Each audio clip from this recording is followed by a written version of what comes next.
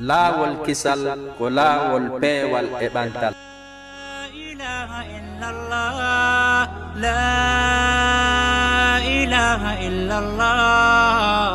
Muhammadun Rasulullah, Muhammadun Rasulullah. أرجو رضاك يا الله، أنت الرحيم يا الله، هبني عطاك يا الله، أنت الكريم منك العطاء يا الله، أنت العظيم يا الله، فيك الرجاء يا الله، أنت الحليم. الرحمن الستار ملك الملك الغفار الوهاب المنان المتعال. الرحمن الستار ملك الملك الغفار الوهاب المنان المتعال. الله الله يا ربي يا الله، الله يا ربي يا الله. لك يا إلهي وجهاتي في الحزن أو في الفرحات، ما ثم لي في شدتي إلا كإن جار الزمان. تعطي النوال وتكرم وبرغم ذنبي ترحم، ولك الثناء الأعظم يا واهب المنن الحسان. بسم الله الرحمن الرحيم، الحمد لله وكفى، ثم الصلاة والسلام على نبينا المصطفى، وبعد. السلام عليكم ورحمة الله تعالى وبركاته. hare musidɓe julɓe hannde e ndeɗo ɗen hon ñalande alkamisaren hare en tombodiri ka quartier wani ndara ɗon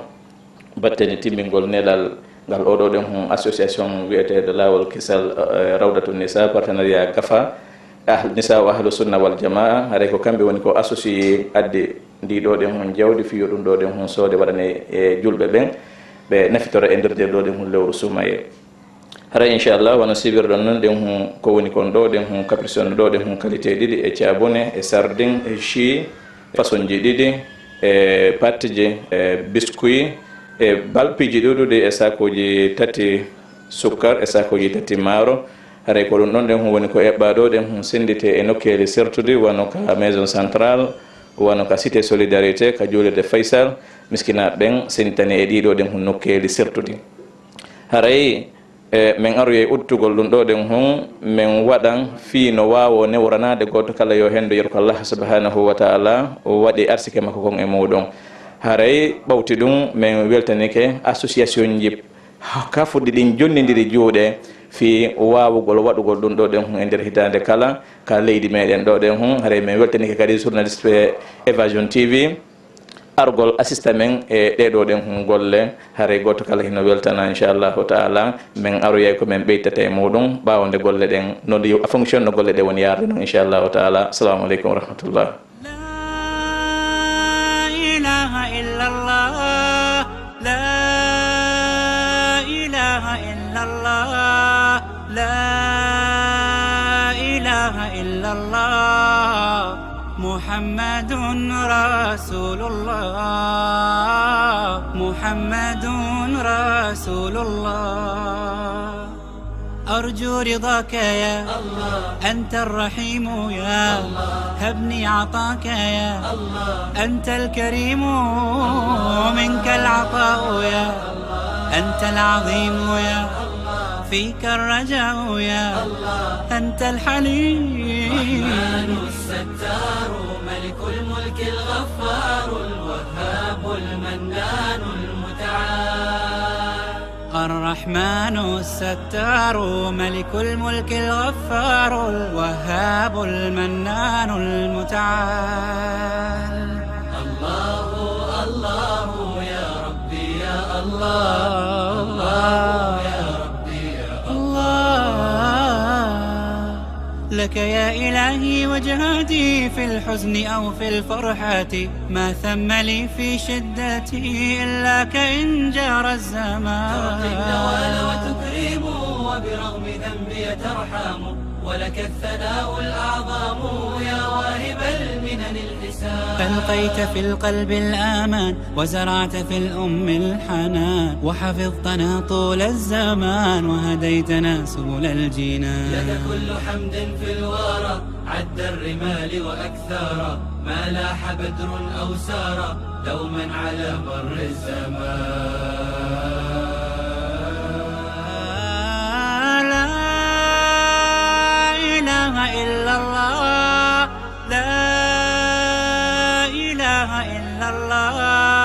لا إله إلا الله محمد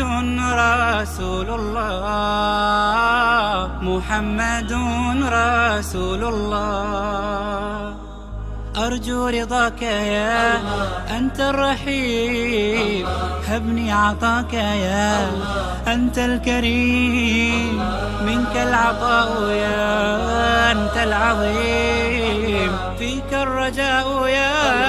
أنت الحليم الستار ملك الملك الغفار الوهاب المنان المتعال الرحمن الستار ملك الملك الغفار الوهاب المنان المتعال الله الله يا ربي يا الله الله يا ربي يا الله يا غافر الذنب العظيم يا فارج الكرب العميم يا خالقي أنت الرحيم ارحم بفضلك ذلتي في كل آن نعمة لك في العباد ومنة وبكل شيء آيات دلت عليك بحكمتي رحماك يا رب العباد ورضاك قصدي والمراد يا عدتي يوم المعاد اقبل إلهي توبتي بهداك قد نلت المنى نلت السعادة والهانا بك فرحتي يا ذا الغنى ورضاك عني غايتي يا الله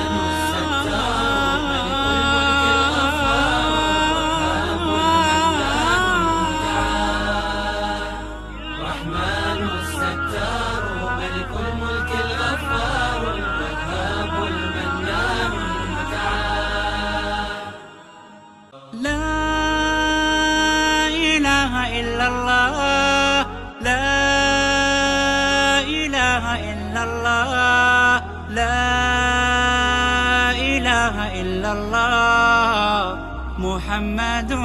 رسول الله محمد رسول الله أرجو رضاك يا الله أنت الرحيم يا الله هبني عطاك يا الله أنت الكريم منك العطاء يا الله أنت العظيم يا الله فيك الرجاء يا الله أنت الحليم الستار ملك الملك الغفار الوهاب المنان المتعال الرحمن الستار ملك الملك الغفار الوهاب المنان المتعال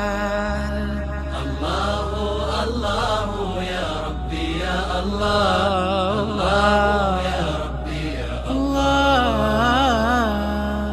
لك يا إلهي وجهاتي في الحزن أو في الفرحات ما ثم لي في شدتي إلا كإن جار الزمان تعطي النوال وتكرم وبرغم ذنبي ترحم ولك الثناء الأعظم يا واهب المنن الحسان ألقيت في القلب الآمان وزرعت في الأم الحنان وحفظتنا طول الزمان وهديتنا سبل الجنان لك كل حمد في الورى عد الرمال وأكثارا ما لاح بدر أو سارا دوما على مر الزمان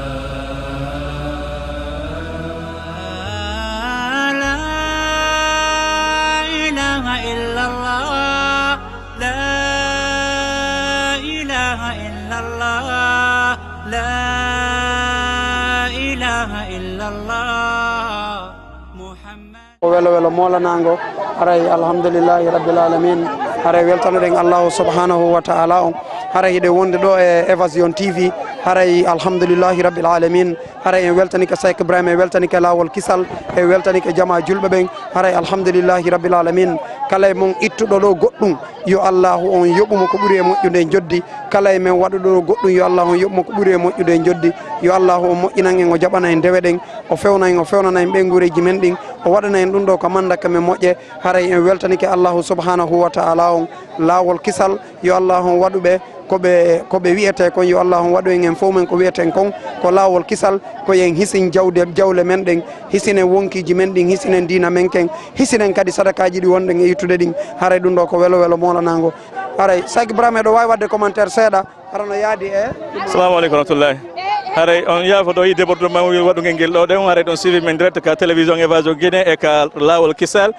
haray hiɗen tumbodir ɗo ɗen hon kono no yirɗon alhaaliji ɗi noon ɗen hon hino metti sifade partout e nder laguine kala ka yaruɗa ɗa joguiɗi sadaka tawa e mawɗi jama on ɗon ɗen hino hannde on ɗon ɗen hon sadaka haray hiɓe hatto jinni e jonnede ko waɗi kamɓe iwi ɗon ɗen hon ka maison central ko waɗi on yalton ɗen hon image ɗen wano mi hollirton ɗen hon nane en ka direct ka laawol kisal ɗon wawetake filmede ko waɗi ɓe jannano men accès filmugol ngol ton kono en ari ka juulirde grande mosquée Faysal ɗo ɗen hon filmage on ɗo il faut que hiɗon suti ɗum ɗo ɗen hon image ji ɗin wona on tindinteɓe débordement ko woni wadde kon ɗo haɗa kala ka yaara e nder laggine fewdo hannde ɗo ɗen hon jamma on fof no jogui soñdia goto no jogui tampere wotere ko hay wonɓe ɓe jinde sendugol ɗum ɗo ɗen hon no woodi e mabɓe haton jinnoɓe jonnede ɗiɗo ɗen hon sadakaji kono ɓe sacrifié ke yettingol ngal ɗo ɗen hon nelal ɗiɗo ɗen hon association ji waɗugol faale moɗon minen toro Allah subhanahu wa taala yo yettin ɗiɗo ɗen hon anniyeji moɗon ɓeɗo ɗen hon kadi wonɓe tora ɗum ɗo Allah subhanahu wa taala sans hamɓe alhaaliji mabɓe ɗin ɓe wona hara ñande go janggo ko kamɓe ittata sadakaji ɗin jonna woɓɓe go ɗen hon haray ɓay jendiru ndun hino ɗuuɗi mi wawa darade ɗo ɗen hon mi waɗa watte micro ngo jungo sa sali o direct ka reportage ka laawol kisal e ka télévision évasion Guinée assalamu aleykum rahmatullahi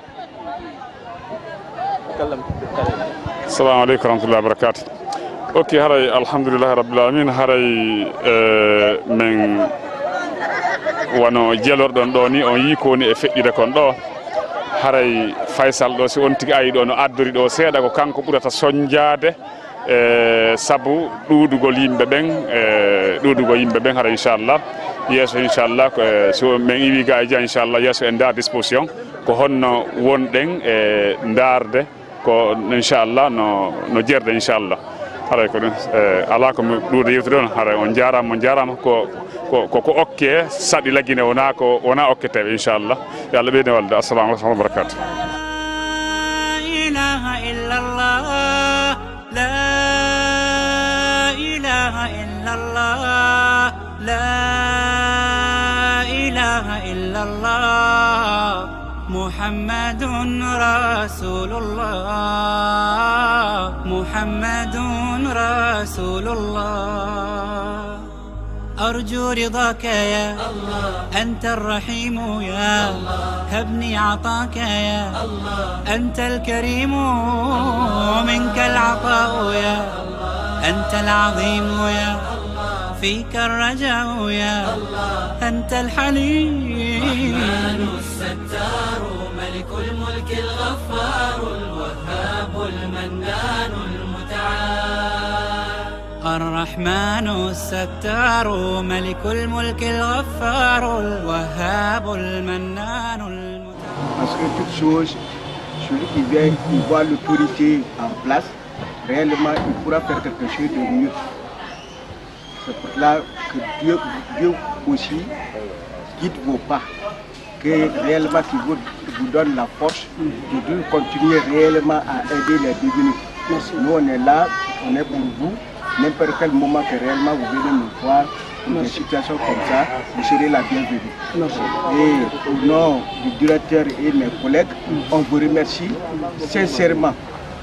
عطاك يا الله أنت الكريم منك العطاء يا الله أنت العظيم يا الله فيك الرجاء يا الله أنت الحليم الرحمن الستار ملك الملك الغفار الوهاب المنان. Maintenant ici c'est bien organisé, il n'y aura pas de pagaille, eux-mêmes ils vont donner, à ceux ils vont donner sans pagaille. Si vous voyez que je leur donne la parole, c'est un stage pour nous. Si vous acceptez, on passe de maison à maison, hein, on donne. Il n'y aura pas de pagaille. Là où ça va s'arrêter, réellement c'est la chance d'intéressés. Vous comprenez? Là, l'attroupement ou des coups, ça va réellement décourager les donateurs. C'est un donateur de la manière dont vous êtes venu. Si vous venez au nom de on ne va pas mettre l'aide sur vous. Hein? C'est vous qui connaissez comment vous allez faire votre distribution. Et on va vous accompagner. Et sans problème. Peut-être demain, après-demain, d'autres aussi feront les mêmes choses que vous. C'est ça. Et aligné, on donne chacun. Ici, vous voyez que je vous dis, les maisons qui sont là, c'est des zones. C'est plus mieux de les aligner, parce qu'en cas pas que ce soit double,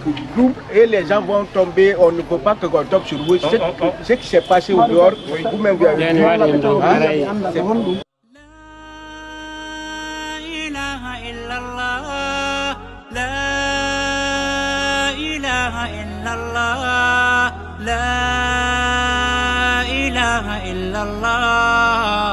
محمد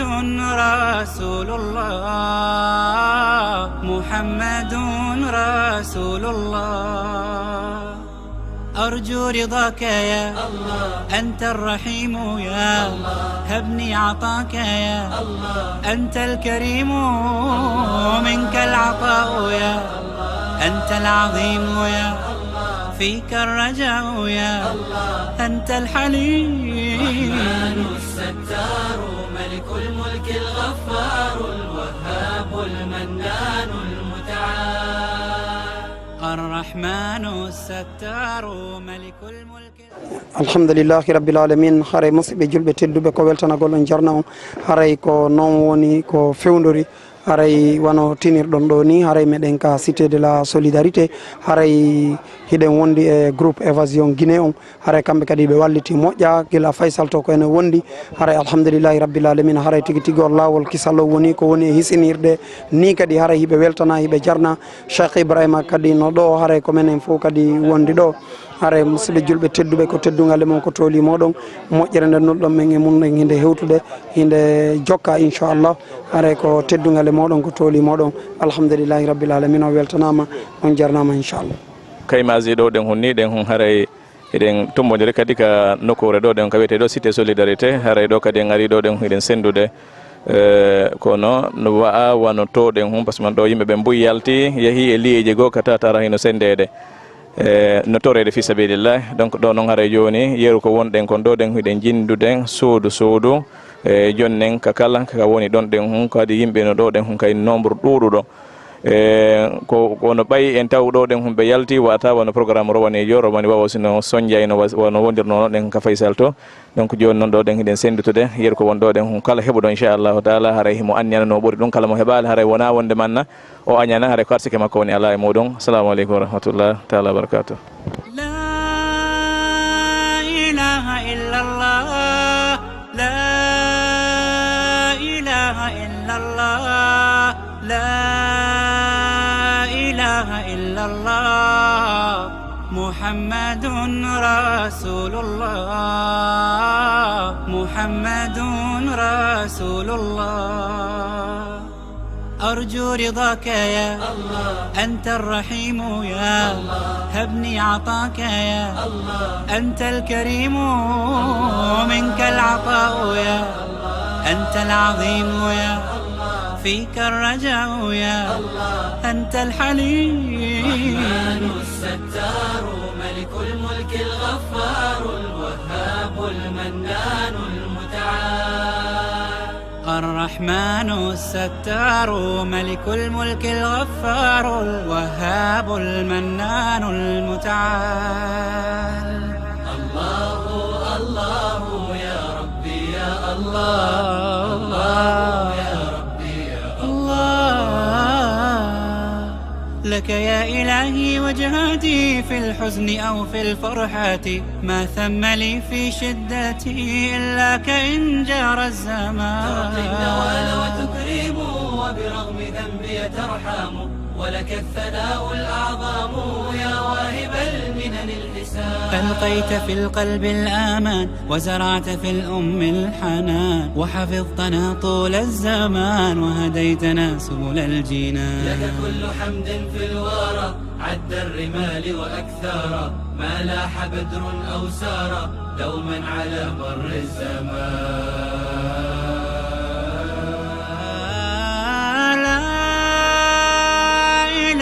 إلا الله لا إله إلا الله لا إله إلا الله محمد رسول الله محمد رسول الله أرجو رضاك يا أنت الرحيم هبني عطاك يا أنت الكريم منك العطاء يا أنت العظيم فيك الرجاء يا أنت الحليم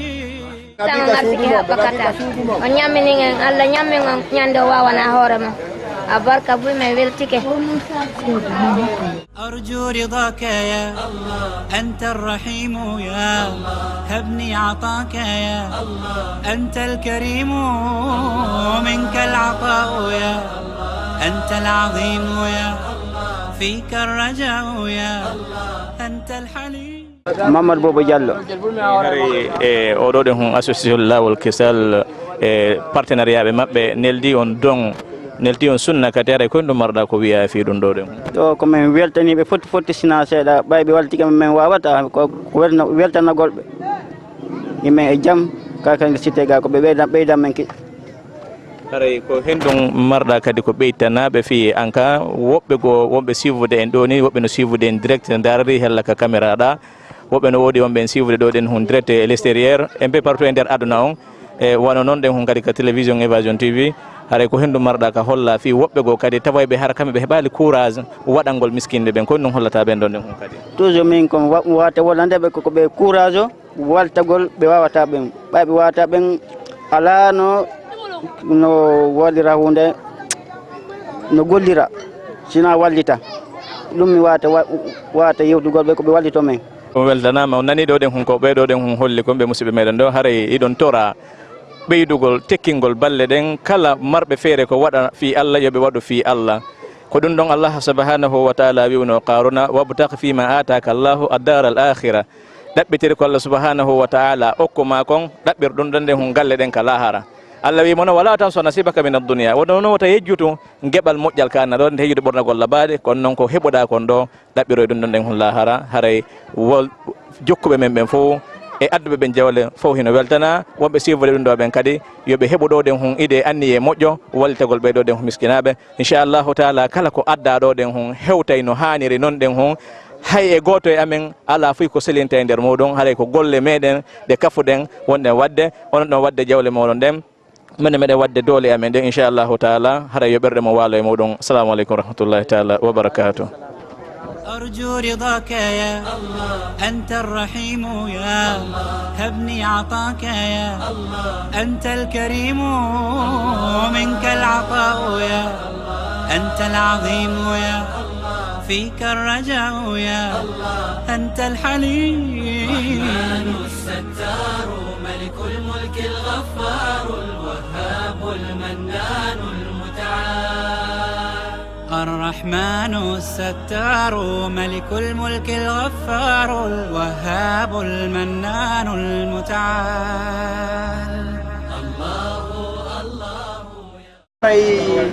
ko équipe lawol kisalon fewti ga fi weltanagol on jarna ara men weltani ko ngono gari ko onno wadde ko aray meɗen tori on yon do ano jama julɓe wakkiliɓe waɗi ɗum ɗo ɓe inchallah nam amin amin amin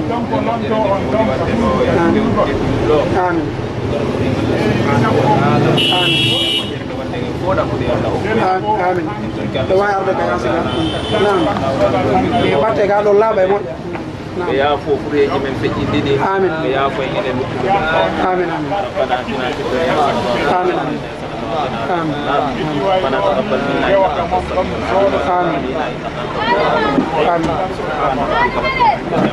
منا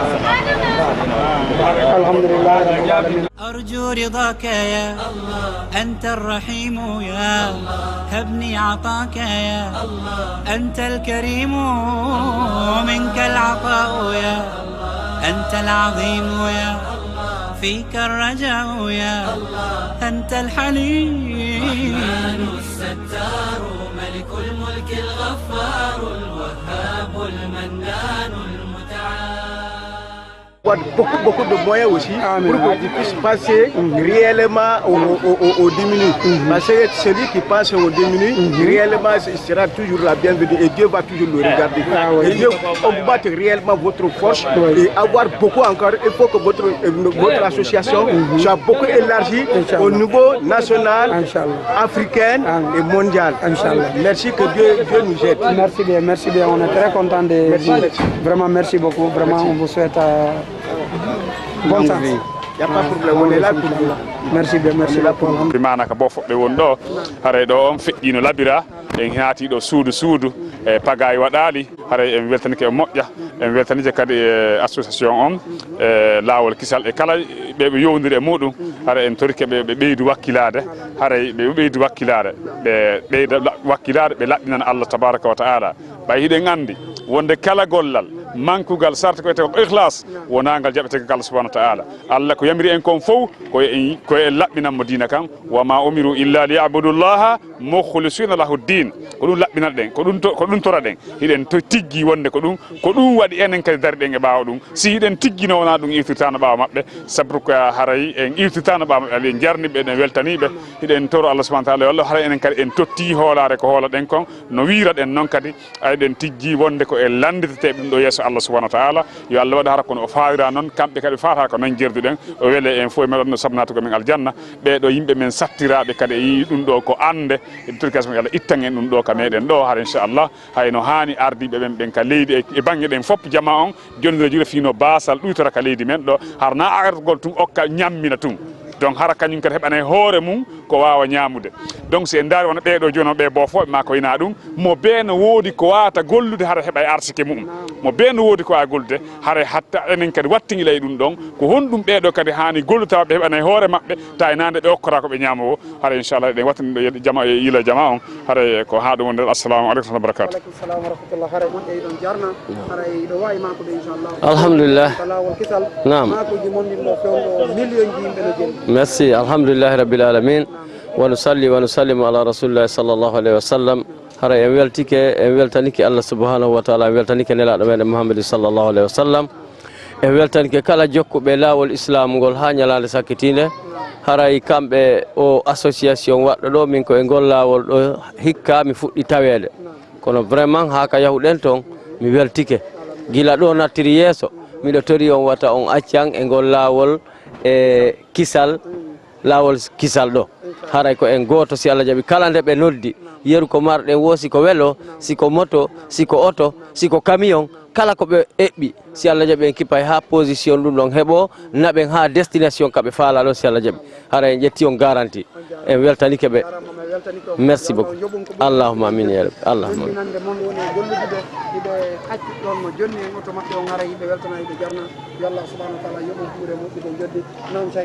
bismillahir rahmanir rahim assalamu alaykum warahmatullahi aidan hare wono be usa julde bangindir do den ni wono be do den humbi wetide yangude mabbe wono men holliro nane nin onon o wadi jawdi mo rondi men men wadde lakkira men inshallah taala den toro Allah subhanahu wa taala en fo meden yo kafo en ka aljannaje makko be qurbi nabi sallallahu alaihi wasallam hare do den hum ala wo ko men wi on sona meden welti meden tori on kay no yom beydo wono usa sali hollirdo den ni waltegol beydo kadi hara jango naybe joddo den hum be toro fi sabilillah ko bebe ko be nyama darugol lawol go go rewrete tawa har beydo den hum sibe wallama be wayedo den hum sonja hande si tay on dari image fejjudon ka julirde jande on tawi modi piji din hara hino yurmi hino satte dulle ko bay ko do woni ko yudon ko wi fejji kon ka maison centrale don hare ko yeru ko men yewton e mudo wo ko yerrun don den ho wawu don famude ko wadi ton on be non nano men film gongol mere non men seedina ko wadi onon wadube ben ko filma ka maison centrale kon on seedinda ko wadi non ko fi Allah ene laado woni ko warru don wama tuqaddimu li anfusikum min khairin tajiduhu inda Allah wa khairan wa adama ajra so wadani hore modon on tawi don kala son tallahi no mawni jodi den objectif modo wona yewgol wobbe go wadi no jawdi modon bayni la nuridu minkum jazaa wala shukura men haton jinna yon jarno men haton jinna yon wawla men haye fus inna ma nuti'imukum li wajhi Allah la nuridu minkum jazaa wala shukura ko men nyammini don ko fi Allah yon non haray onon addide jawle modon do den on anda ko hombo nyamminte on anda ko hombo woni ko jonnu don deja yo sen dun do den hon miden toral son taalo taw hara men kadi men sendiru do den hon kolol Allah men jam faaki holare de holludo holi do men den men wadi ko Allah subhanahu wa ta'ala wi men kon fa in amina ba'dukum ba'dan falyu'addi alladhi itumna amanata wa yattaqillaha rabba sitay wobbe mon holiga wobbe holado yo totto holarne yo holujo makko yo Allah subhanahu wa ta'ala wadu men holaybe Allah tottaybe holarde holdo men den Allah subhanahu wa ta'ala wadon holaybe Allah yiiɗay ɓe o defgol jawle moɗon ɗen ko ɓurni yeɗude. Assalamu aleykum wa rahmatullahi ta'ala wa barakatuh.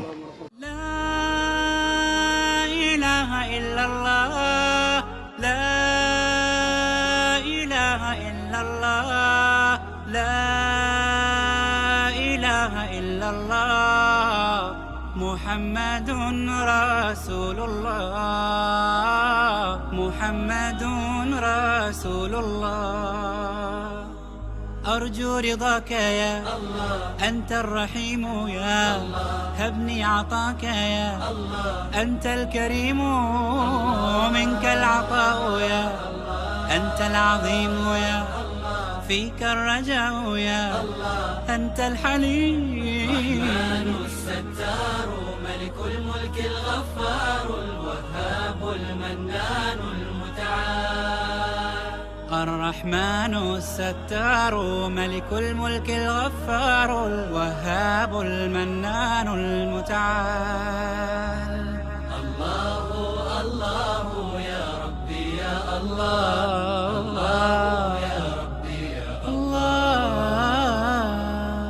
لك يا إلهي وجهاتي في الحزن أو في الفرحات ما ثم لي في شدتي إلاك إن جار الزمان تعطي النوال وتكرم وبرغم ذنبي ترحم ولك الثناء الأعظم يا واهب المنن الحسان ألقيت في القلب الآمان وزرعت في الأم الحنان وحفظتنا طول الزمان وهديتنا سبل الجنان لك كل حمد في الورى عد الرمال وأكثارا ما لاح بدر أو سارا دوما على مر الزمان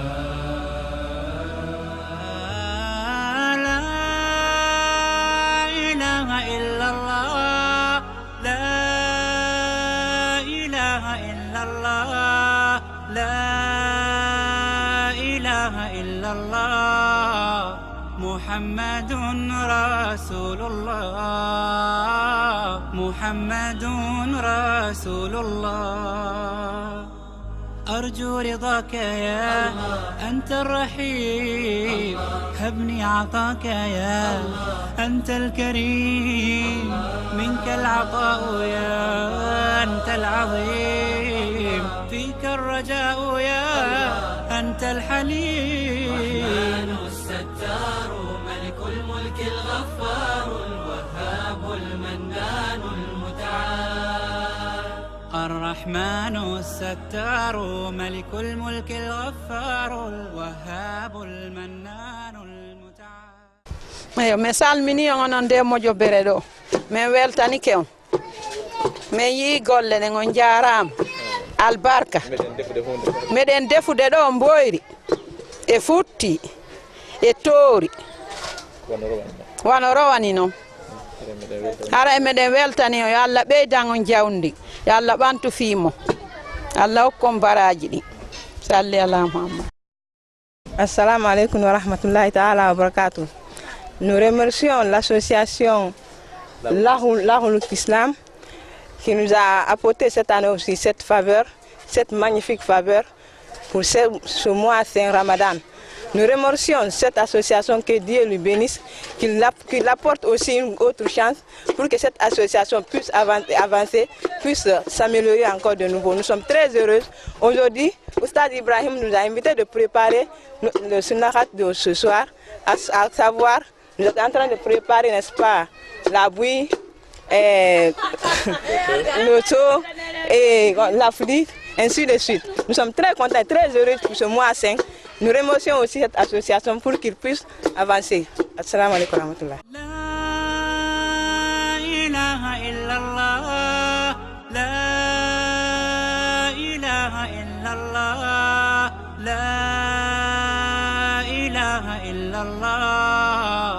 محمد رسول الله محمد رسول الله أرجو رضاك يا الله أنت الرحيم يا الله هبني عطاك يا الله أنت الكريم منك العطاء يا الله أنت العظيم يا الله فيك الرجاء يا الله أنت الحليم. الرحمن الستار ملك الملك الغفار الوهاب المنان المتعال. الرحمن الستار ملك الملك الغفار الوهاب المنان المتعال. الله الله يا ربي يا الله الله يا ربي يا الله.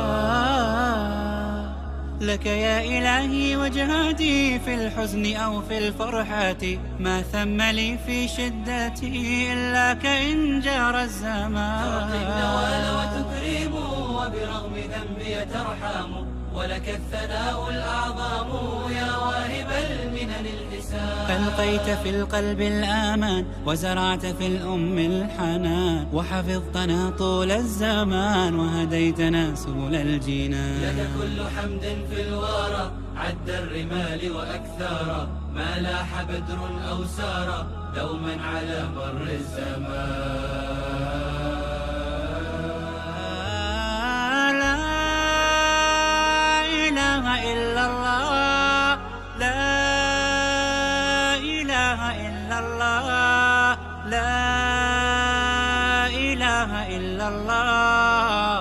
محمد رسول الله محمد رسول الله أرجو رضاك. بسم الله الرحمن الرحيم. الحمد لله وكفى ثم الصلاة والسلام على نبينا المصطفى وبعد. السلام عليكم ورحمة الله تعالى وبركاته. هراي مسبة جلب أسس الله والكسار روضة النساء بارتنريا غفا أهل السنة والجماعة. haray men salmini on men weltori ɗiɗo den hunnel dariji batte nde iwnoɗen ka maison central Conakry. haray piiji boyi feƴƴi toon ɗen hon men yettini ngal ɗo ɗen hunnelal mawɗon yahuden toon ɗen hun ɓe teddini en ɓe jonni en almagol oɗo ɗen hun julnugol jumare nden. haray kono on wawata no sivogol distribution ji waɗɗi toon ɗen hun ko waɗi toon ɗen hun hino tonga hino interdisa film gongol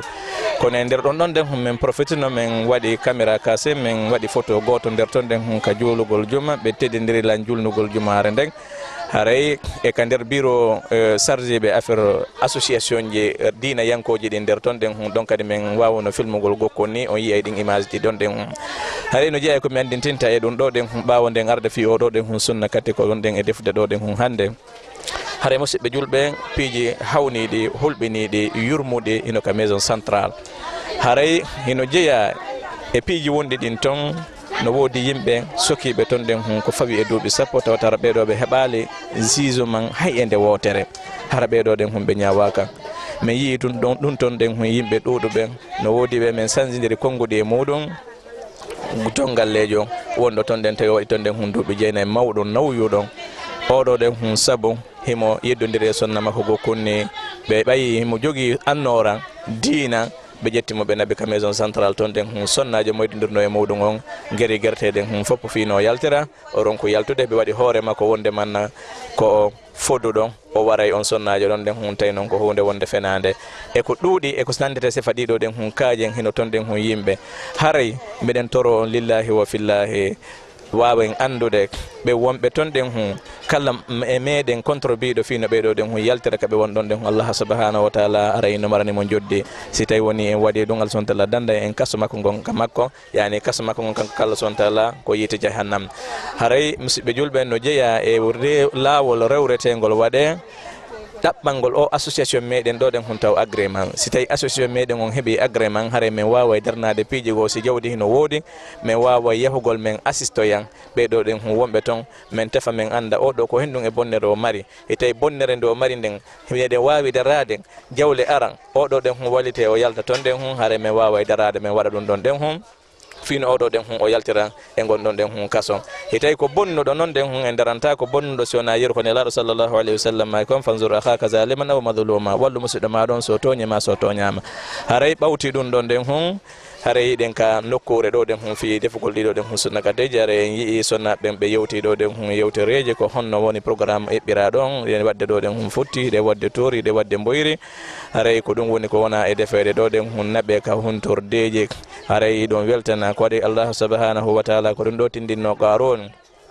Allah wimo wabtaqi fima ataka Allahu dar al akhira dabbir ko Allah subhanahu wa ta'ala arsuko ma kon do den galle den kala hara Allah wi mono wala tansa nasibaka min ad-dunya wa ahsin kama ahsana Allahu ilayk wota yejjuto burangal Allah subhanahu wa ta'ala okumangal wota yejjuto foti e weli adunaje den wota bitto hore ma pande Allah wi wa ahsin kama ahsana Allahu ilayk mojjin Allah subhanahu wa ta'ala mojjore ma no hare Allah subhanahu wa ta'ala mojjori on jawle mawdon den on addi do nafri julbe ben hare dum non fellite juddi mawlana no habbi on Allah subhanahu wa ta'ala wa inna Allah la yukhlifu al-mi'ad Allah firta ko fode kon Allah wi wa ma tuqaddimu li anfusikum min khairin tajiduhu inda Allah wa khairan wa adama ajra kala ko ardinan do wonkinji mawdon den imorde ko mojji on tawye don ka yeso Allah subhanahu wa ta'ala hare ko dum woni hino mawni joddi mudum den hino mawni hare musibbe julbe on weltanama hare no jokki en edi programme uji do dem Evasion TV cameraman je meden on monsieur Camara hare wondo ka montage on kipani en fiidi do den hon ko Seku Kurma hare be fu mabbe be weltana be wallete association on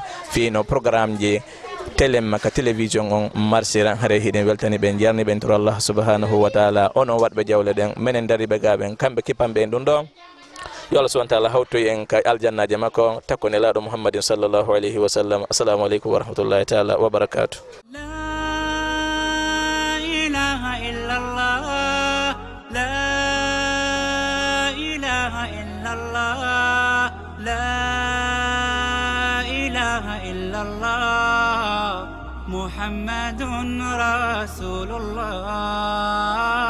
Muhammadun Rasulullah.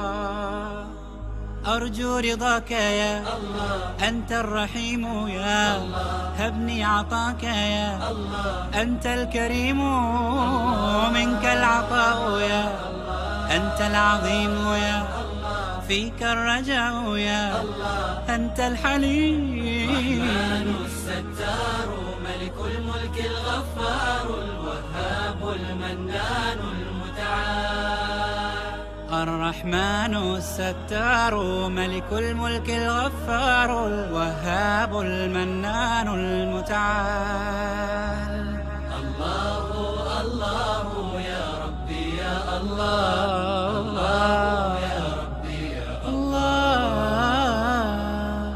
لك يا إلهي وجهاتي في الحزن أو في الفرحات ما ثم لي في شدتي إلا كإن جار الزمان ترقي النوال وتكرم وبرغم ذنبي ترحم ولك الثناء الأعظم يا واهب المنن الحسان ألقيت في القلب الآمان وزرعت في الأم الحنان وحفظتنا طول الزمان وهديتنا سبل الجنان لك كل حمد في الورى عد الرمال وأكثارا ما لاح بدر أو سارا دوما على مر الزمان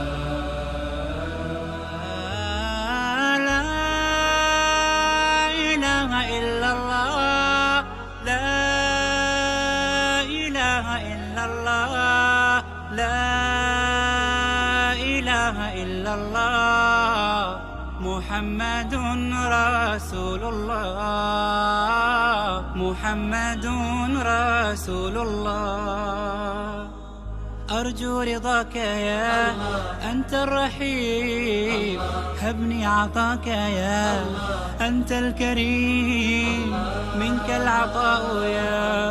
أنت العظيم فيك الرجاء يا أنت الحليم الرحمن الستار ملك الملك الغفار الوهاب المنان المتعال الرحمن الستار ملك الملك الغفار الوهاب المنان المتعال